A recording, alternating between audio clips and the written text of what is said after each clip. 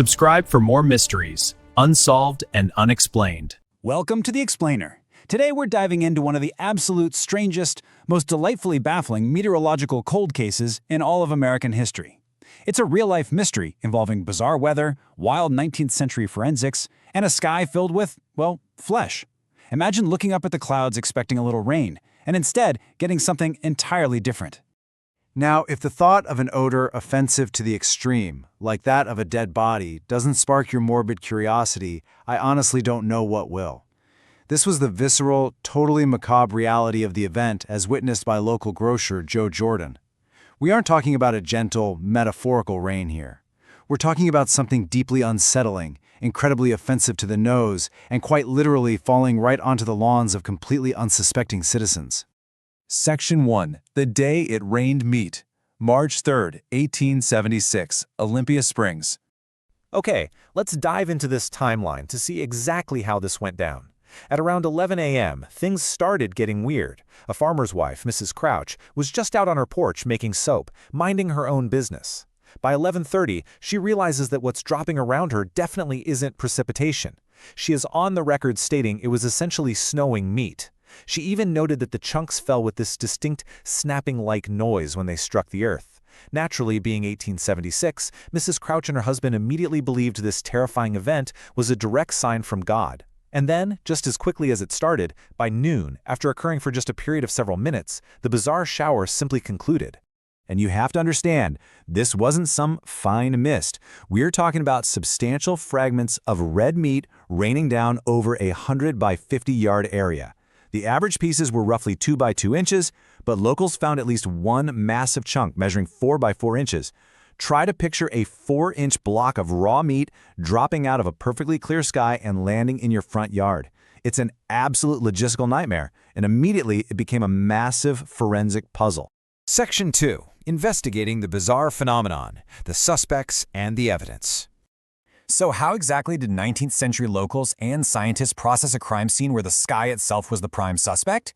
Well, early forensics were, to put it mildly, absolutely wild. Initially, the meat visually appeared to be beef, but to be absolutely sure, two unimaginably brave or, perhaps just incredibly foolish men decided the best scientific method was the taste test. Yes, you heard that right, they actually tasted the unidentified sky meat. Their official culinary verdict, which was reported in Scientific American, was that it tasted possibly like lamb or deer, though other guesses flying around the community included bear and even horse. Obviously, a random taste test isn't exactly rigorous science. Enter our first major scientific suspect, championed by a water analyst named Leopold Brandeis. Brandeis believed the substance was simply Nostoc. Now, Nostoc is a jelly-like cyanobacterium. When it's dry, it's practically invisible, but when rain falls on it, it swells up into a clear, fleshy mass, which sometimes creates the illusion that it actually fell with the rain. Brandeis thought he had the mystery cracked. But hold on, because the scientific community quickly dismantled that cyanobacteria theory using actual microscopy. First off, as researcher Charles Fort pointed out, there hadn't even been any rain that day to swell up the Nostoc. But the real nail in the coffin came when samples were sent to the Newark Scientific Association. Dr. Alan McLean Hamilton and his colleagues put the specimens under a microscope, and what they found was wild. They definitively identified the material as animal tissue, specifically mammalian lung tissue, striated muscle, and cartilage. So this definitely wasn't algae. This was a true biological meat shower. Of course, not everyone took the strict scientific route. Before we move to the real answer, I have to share this incredible piece of media speculation with you. A humorist named William Livingston Alden wrote a satirical column for the New York Times suggesting this was cosmic meat from an exploding planet drifting through space. Literally a meat planet. It just goes to show how much this phenomenon completely captured the public's imagination and how crazy the theories got before a more grounded answer finally emerged. Section 3. The prime suspect. The Vulture regurgitation hypothesis.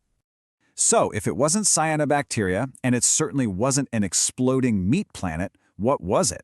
Well, here is our leading culprit, the turkey vulture. Shortly after the event, a physician named L.D. Castenbein proposed a highly plausible, albeit completely disgusting, theory in the Louisville Medical News. He pointed out that both black vultures and turkey vultures were incredibly common in Kentucky skies.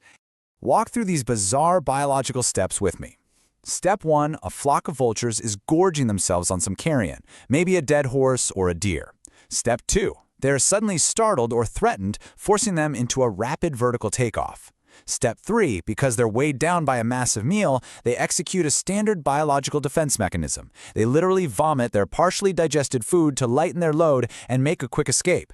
And if one vomits, the others follow suit.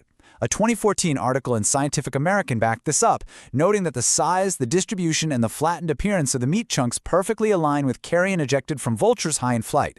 It's super gross, I know, but it is scientifically sound. Section 4. Reopening the cold case. The 2004 Transylvania University rediscovery. For over a century, the vulture theory remained the absolute best guess, but physical proof seemed lost to time. That is, until a miraculous rediscovery.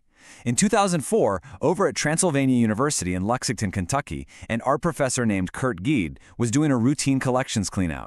Amidst the dusty archives, he stumbled upon something incredible: a small glass vial submerged in alcohol with a faded label reading Olympia Springs.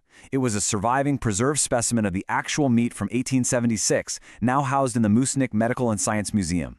So, the natural question we all have to ask is, can modern DNA testing finally solve this 19th century cold case? Could we just swab this meat, run it through a sequencer, and finally know for sure if it was a horse, a deer, or a lamb? Professor Godet thought so too, and he immediately arranged for modern genetic testing of the tissue. 148. That is the massive number of years the sample spent degrading. Unfortunately, because the tissue was submerged in alcohol for nearly a century and a half, the sample was simply too old and way too contaminated. The DNA results came back inconclusive. So, we still don't know the exact species, but the laboratory work fundamentally confirmed what those 19th century microscopists found way back when. It is absolutely, without a doubt, animal tissue. Section 5. The Meat Shower Legacy. Meteorological phenomena. So, how does an event this bizarre live on in our culture today? Well, it's pretty much secured its place in the Hall of Fame of weird weather. The Kentucky meat shower is often grouped with actual animal rain events. For instance, in Lloro, Honduras back in 1998, a massive storm system created strong updrafts that literally sucked up live frogs and fish and rained them down on a city miles away. But while Honduras had whole animals lifted by a storm, Kentucky's 1876 event was unique. It was processed, jagged chunks of meat falling on a perfectly clear day. And because of that wild uniqueness, the Kentucky meat shower has achieved total pop culture immortality. Just look at the media that has covered it. It's been a star subject on major comedy and history podcasts like The Dollop, Skeptoid, and the true crime hit Red Handed, which hilariously dubbed it a meteorological phenomenon. You can find it on YouTube channels like Weird History. It's even inspired a children's book called The Meat Shower by history educator Mick Sullivan, which introduces kids to the totally bizarre happenings on the Crouch Farm. And you know, the local community hasn't shied away from this quirky history either. Bath County is leaning all the way in. In 2024, the Bath County History Museum actually opened a temporary exhibit to showcase that preserved vial. And by 2025, for the 149th anniversary, they threw a massive festival. It attracted nearly 500 visitors, complete with historical exhibits and, of course, plenty of food vendors. Which leaves us with this final, very pressing question for you. Would you be brave enough to enter your recipe in their mystery meat chili cook-off? Honestly, it's a hilarious and fitting tribute to those two brave or crazy men who taste-tested the sky meat all those years ago. The 1876 Kentucky meat shower remains a testament to the fact that sometimes truth is far, far stranger than fiction. Thanks for joining me on this explainer, and hey, keep your eyes on the skies.